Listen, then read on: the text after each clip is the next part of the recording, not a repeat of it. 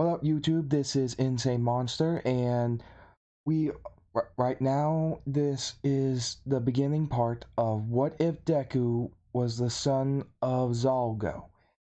If you don't know who Zalgo is, type in creepypasta Zalgo, whatever you want, uh, comic dub or whatever. That kind of varies, but uh, yeah, in the world of my hero, there's actually two different sides. Of course, on the surface, on what's known as the overworld, or people consider the criminal underbelly of the world, and the surface of the world where heroes fight villains and common people just live their lives. But unbeknownst to them, there is something else scattered across the world are wells. You wouldn't think much about them just by looking, but these wells are actually known as earth wells. They lead to a reversal world very similar to this one, to theirs, where monsters of all sorts, some demons, some unknown creatures, even some former humans that turned into monsters themselves, even animals. Among them are beings known as operators, one such being an operator known as Zalgo, a type of demon very powerful.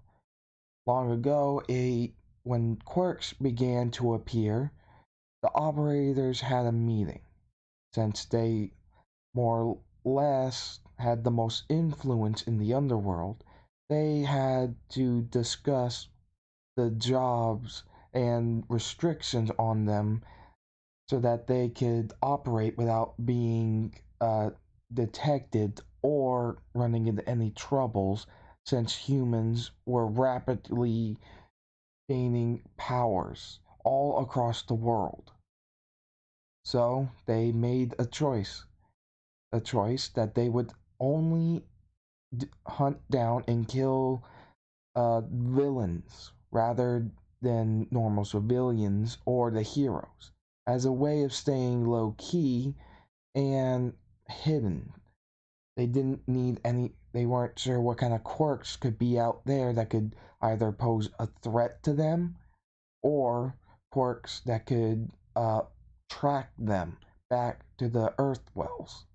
So it was decided that this would be the course of action. Over the years, it has been going good for them. They've been keeping secret, making sure not to be discovered while killing villains all over the world. Now, the reason for the killings vary. They consider these killings their job, given to them as orders to be done by the operators that they serve. But over time, Zalgo got frustrated with these restrictions and decided to go drown himself in alcohol, ordering his subordinates not to follow him or anything like that, or else he'd kill them. He shifted over to his human form and went to the overworld, where he found himself in Japan, going to a bar, drinking his sorrows and annoyances away. And he ended up talking to a woman there that was drinking after a hard day's work. This was a green-haired woman named Inko, and they complained about their jobs, him complaining that his employees were very annoying and gave him such a headache most of the time, and her complaining about her boss being so strict and all that. They just smirk and laugh and get to the point of blackout drunk when they did something and they don't remember it. if you take the title and considering that they're blackout drunk, then you kind of know where this is going. After after that, Zalgo was somewhat conscious enough to dress himself after and stumble away back to the earth well to fall down,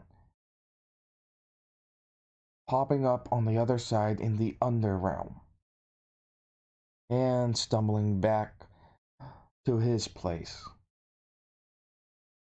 and full on passed out. When he woke up, he had no recollection of what he did or or anything. Inko, on the other hand, didn't remember much except for glowing red eyes. After some time, Inko found out she was pregnant and remembered that blackout drunk night, saying, "Oh man." But either it might not have been the way that she wanted it, but she was oddly happy that she was going to be a mother. The 9 months pass and Izuku's born. He still has his messy green hair, though now he has red eyes with a that resembles the pupils of Zalgo. Though everything else at the moment seems to be normal. Though physically he seems a bit stronger than average. And he can't help himself from just loading off and like zoning out whenever he hears music that that suits him. So this goes from different genres, and this actually has something to do with what type of half demon. Uh, sorry. This happens. If I said the wrong name, I'm sorry. I've been doing multiple what ifs, and but no, Izuku liked all sorts of different types of music. He'd enjoyed it. And one day he walked across a music store and walked in. When he did, he found himself face to face with a guy who was looking to buy a guitar with long blonde hair and such, and was just looking over to where he couldn't see. He was curious, so he went over and saw a girl with black hair and odd earlobes that looked like her earlobes had a cord as a part of them. They entered. He said hi, and she introduced herself. She introduced herself as Jiro, and Izuku introduced him. After some time, when her dad said that they were leaving to go to the park, Izuku actually she invited Izuku and he tagged along. Her dad didn't think much of it, and while they were at the park, uh, there was a he her dad did end up receiving a call and stepped away a minute, making sure that they were in sight while taking it. During this call, her dad was hit by a villain that was on the run. He was able to get away from some pro heroes, but had to find a hostage and a place to hide just in case. When he saw Jiro, he hurried up and grabbed her. She, she yelled and begged for help, but her dad was unconscious from getting smacked by the villain, and Izuku didn't know what to do. He was 4 at the time and wasn't in kindergarten yet, so he was starting to panic. The man said, "Don't try anything, don't yell, or else I'm gonna kill her." He began to breathe heavily under the stress of the situation. Then something odd happened. From his head, horns grew. His skin started to turn black. A second pair of arms came out of his sides.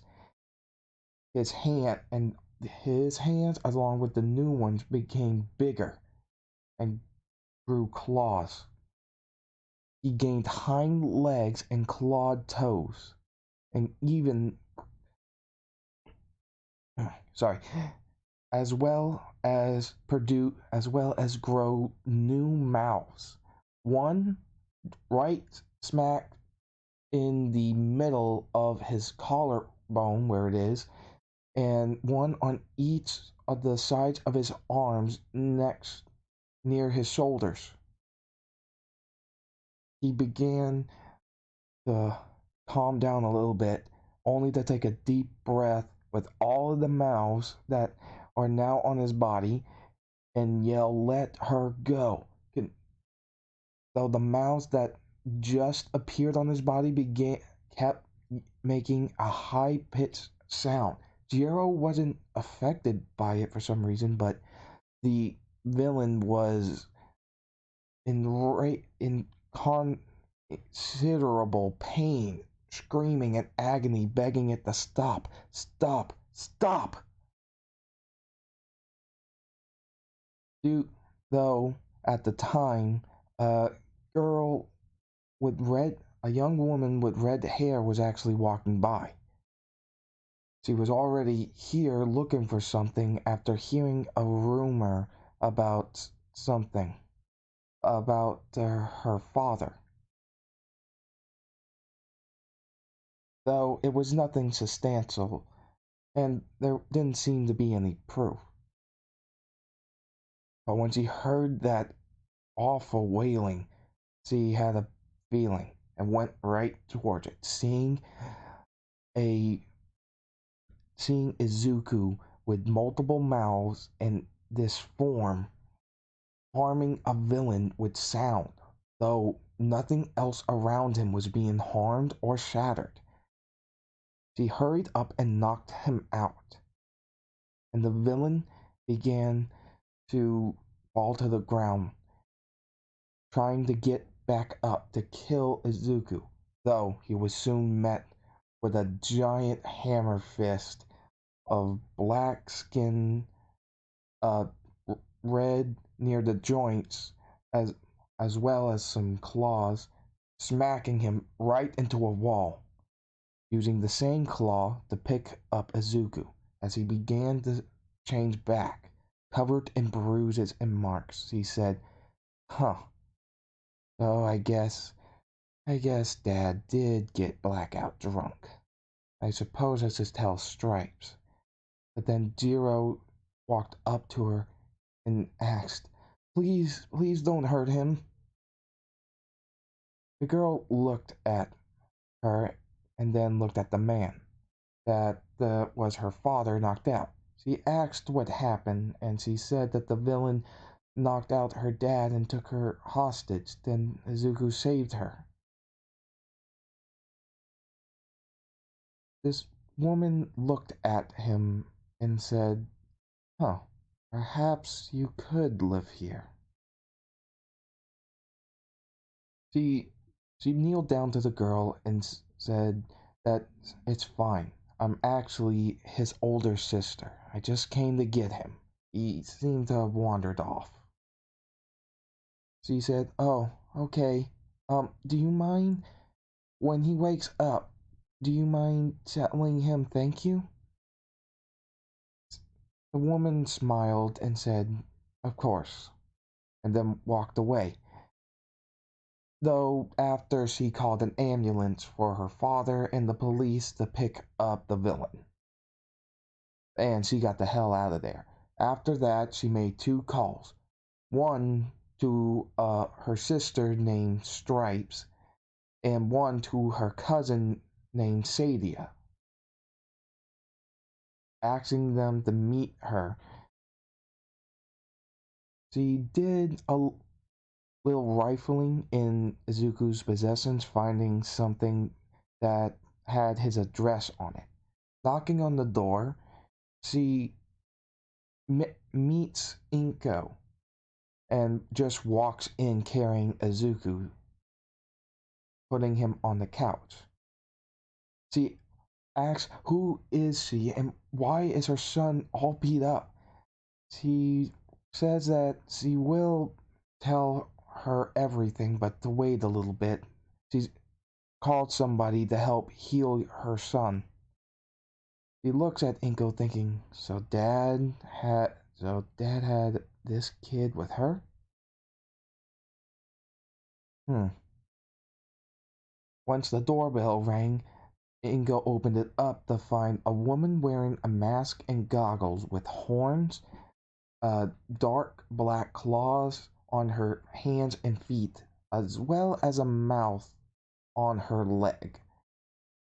Uh, she asked, "Were you called here?" She said yes, and then waved over her hand where a woman with purple hair, uh, slightly illuminated skin color in some places, and an odd hairstyle that looked like horns. The, the woman that brought Izuku home said for them to come in, that he's here. They walk in, and with the woman with the mask saying, "Lazari, what is this really our brother?" Inko said, "Wait, what are you talking about?" Uh, and this is when Lazari flares up her eyes to glow a little bit, which reminds her, "Oh, oh, I see." Um, and now she's just feeling awkward. Once Izuku wakes up, Sadia begins the treatment for his wounds. Inko's surprised by how much quickly his bruises are going away from this odd ointment, though she's relieved that her son's okay, which is when Lazari Stripes and Sadia begin to explain about Izuku's father, Zalgo, that he's actually a demon and such, and that the stress from being attacked from a villain caused him to go transform. Because of that, he's caused a lot of physical harm. If his father, who wasn't who he is, which is Zalgo, he'd be dead for a normal halfling. He's taking this with kind of a grain of salt, though then they start showing their more demon aspects, transforming a bit, and stating that she doesn't really can't handle this. Right now, Inko's a little stunned and speechless at the time. Sadia said that she can't help them and that it can help come to term with what Izuku is. She extends her hands that she has now for them because she just conjured up some, along with undoing her hair to reveal her horns. Once everyone had one of her hands, they went into a type of pseudo mindscape. Beside each of the demons that more or less invaded Inko's home, there was another demon looking being. Each of them introduced themselves, stating what they represent. For instance, for reference, Lazari's was a glutton inner demon, though the one near Izuku seemed to be a female and introduced herself as Siren, saying that she is a melancholy inner demon. Izuku asked what exactly is melancholy. Sadia said that that's actually a good one to have if you want to blend in with humans. That it has a strong relationship with music and melodies. That which Lazari then steps in, saying that explaining how Izuku attacked the villains. Stripes stopped and thought for a moment, stating that he most likely has the power to attack using sound waves, though his limits on what that might be, there isn't really a lot of telling. Nor Inko asked them what exactly happens now, and this is in their living room after Inko fixes everybody some tea and put Izuku to bed. She asks them what happens now. Lazari states that you are a good mother, and given his inner demon isn't that aggressive or destructive in the sense of self-destruction, we it is possible that he could stay here with you, though we would have to keep it a secret from our father. If he found out about Izuku, there's no doubt he would want him back. And there's also the matter of helping him control his inner demon. To our knowledge, our father hasn't actually had any children with a quirk human, so there isn't any telling what might happen now. See, Ingo then asks, how old are they? And she's surprised that they've been alive ever since before, like a good bit before the age of quirk happens, saying that it's just a part of being a demon, or at least a half demon. So they made a slight arrangement. Lazari and Stripes would be allowed to visit every now and then when they could. Even Stripes gave Izuku a little plush of a crocodile, which he did love.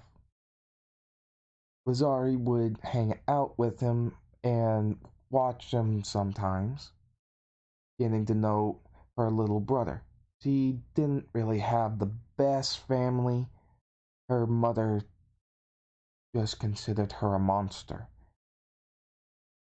even tried to harm her, and eventually her mother took her own life out of despair and fear of what her daughter was. Though Inko seemed different. She didn't know anything about Zalgo or anything like that, but when she found out, she still accepted her son. She smirked while playing with Izuku, thinking, kid, your mother's a frickin' saint. And that's ironic, considering your father's could be considered by most people to be the actual devil. Thinking this with a little sweat drop animation going on. As for Sadia, she was training Izuku in working with his inner demon. When she found out it was melancholy and such, he trained and practiced, even learning how to use instruments. Though he'd picked it up from hanging out with Jiro and her family.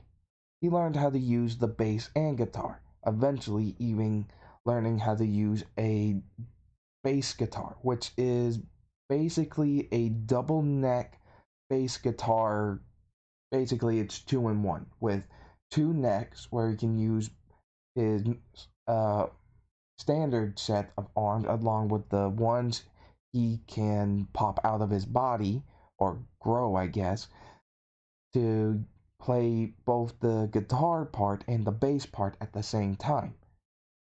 After he learned how to do that, Izuku found something else out about him while training with his demon powers over sound. figuring out he can actually conjure a double neck bass guitar. Well, kind of demonic, with it being red with glowing red on the trims and such, even the strings being red. As for the main color, it seems to be pitch black.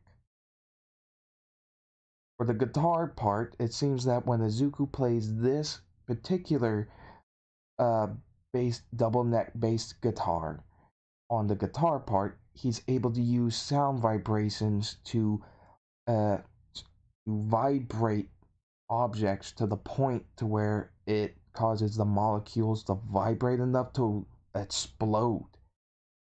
When he tried the bass guitar and control it, he found out he could control the sound waves with it in a way that causes the sound waves to condense and slice things into pieces. Apparently, the more resilient the object that he's using it on, uh, the more energy and focus he has to put into using it.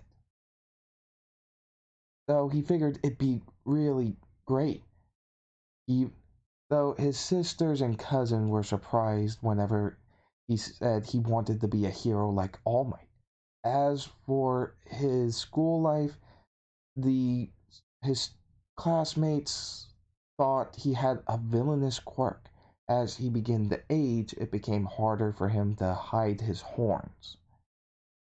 Until the point that while he was still in his human form, he always had the horns on. But he couldn't really do anything about that. The Lazari and the others thought it might have something to do with him being the only one of their siblings and such that's half demon, half quirk human. So they just kind of go with it. They try to keep Deku out of the eyes of other operators as well as Zalgo, especially as Zalgo, and any of their subordinates. So they have to do things on the sly. But his classmates have seen him transform a bit and think of him as having a villain quirk, though he doesn't really let that get to him. Also, Lazari did something without thinking, and apparently now Izuku's kind of addicted to coffee, finding it that it doesn't actually hype him up, but relaxes him, especially if he's angry and his demon side is riled up. It seems like coffee calms him down for some reason. Though Izuku's mother's not happy that a 12-year-old is being given coffee, though she's relieved that it doesn't hype him up but calm him down and mellow him out. So, and yes, there are people like that. I happen to be one of them. But it turned out okay. But now, a little bit of their food budget goes to buying coffee grinds. Though Izuku still hangs out with Jiro playing instruments and such. Jiro states that she wants to be a hero and regrets that want to be a hero might mean giving up on her other dream of being a musician. Deku said, yeah, that's kind of stupid, which kind of makes Jiro angry, acting, what? Why? Why is that stupid? Deku says, if you are determined to do both, then shouldn't you let yourself be able to? Also remarking that heroes have other side jobs like advertisement and all kinds of things. Even stating that President Mike has his own radio show, which he can't really argue with, and figures that, yeah, yeah, it might be possible. I think I can be a hero and a musician. Izuku smirks at and says, of course you can. Though over time, his sisters do mess with him about Jiro, saying that he should really make a move, which just embarrasses him. And then though he keeps getting messed with about it multiple times by Lazari, until Stripes mentions Eyeless Jack to Izuku, and now he gets some payback.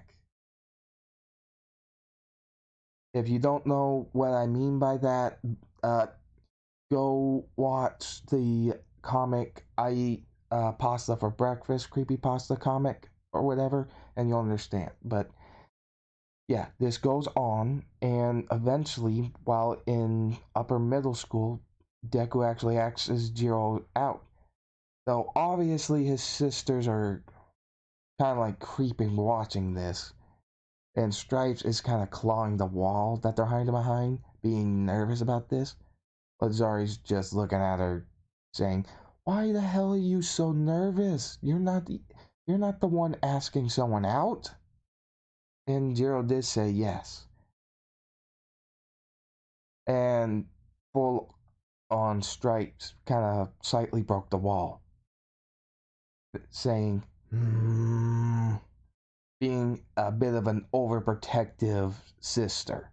So there is that. Jiro has met Izuku's sisters and cousin, though they just say that the cousin is from his dad's side. They kind of keep the whole demon thing a secret from outsiders to help hide from the underworlders. Izuku is also trained in all sorts of things, even able to sense vibrations. He practices to a point where he finds that people like him and his sisters and such, as well as others who have the same uh, feel as them, like even humans that become non-humans and end up living in the underrealm, have a similar vibration, so he can tell who they are. He makes sure no one, and I mean no one, ever finds out about his from the underrealm finds out about his quirk, making sure no one takes his picture and no one takes a video of it. So there's that. So he's always been on nerve about what might happen if his dad Zalgo finds him. But he was determined to be a hero, even if he was half demon. He smirked and says, "Well, no need in worrying about it. If he does find out about me, he can just go to hell. Though he's probably already there to begin with." And this is where we'll be ending it. In the next part, it will be the beginning of the anime. I do hope you enjoyed. Please remember to like, comment, and subscribe. And that's be it. See you later.